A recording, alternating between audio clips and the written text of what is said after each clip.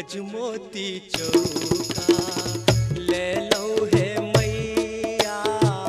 गजमोती चौका ले लो है मैया। गजमोती चौका गाय के गोबर सो अंगना नीपे लहूं। गाय के गोबर सो अंगना नीपे लहूं। गजमोती चौका ले लो है मैया। गजमोती चौका ले लो है मैया। गजमोती चौका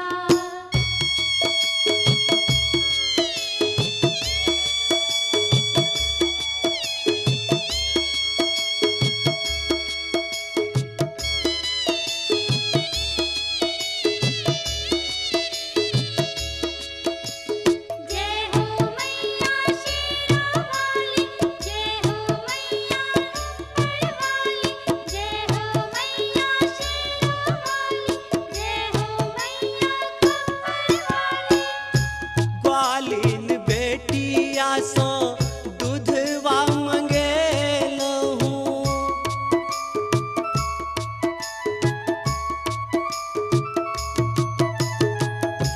ओहिर दूधवा के खीरवा बने लहूं।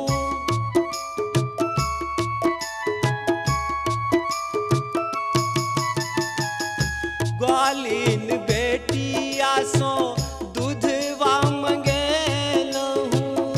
ओहिर दूधवा सो खीर बने लहूं।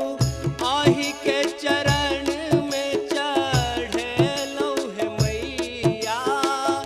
आही के चरण में चढ़े लहूं है मैया। गजमोती चौका पूरे लो है मैया।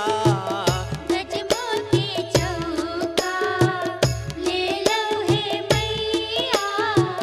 गजमोती चौका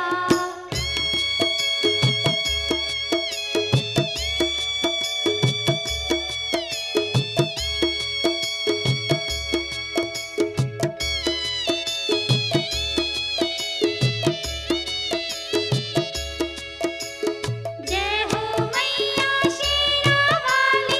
जय हो मैया खप्परवाली।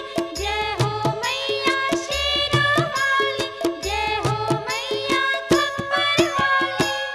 मालिन बेटिया सो फूलवा मंगे लहूं।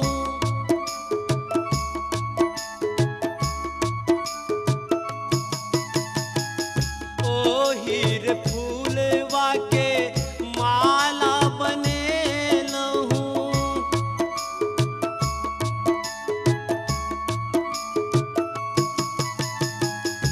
मालिन बेटिया सो फूल मंगे लहूं।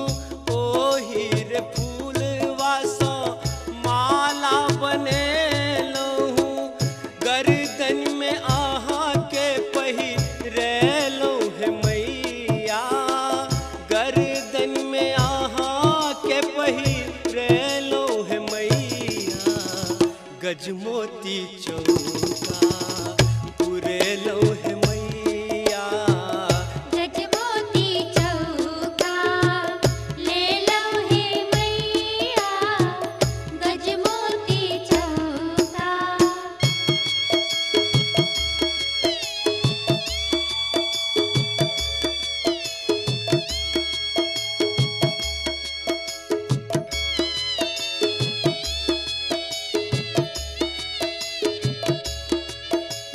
जय हो मैया शेरावाली। जय हो मैया खप्परवाली। जय हो मैया शेरावाली। जय हो मैया खप्परवाली। मंदिर सजाए हम पंडित बजे लहूं।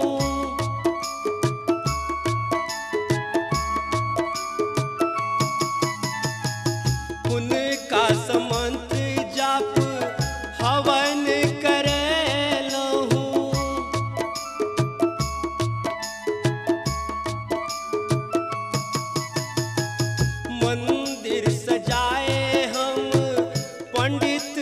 बजेलहूँ हुनका समंत्र जाप हवन करलहूँ मिथिल सगीत गबेलहूँ हे मैया मिथिल सगीत गबेलहूँ हे मैया गजमोती चौका पुरेलहूँ हे मैया गजमोती चौका ले लो हे मैया गजमोती चौका।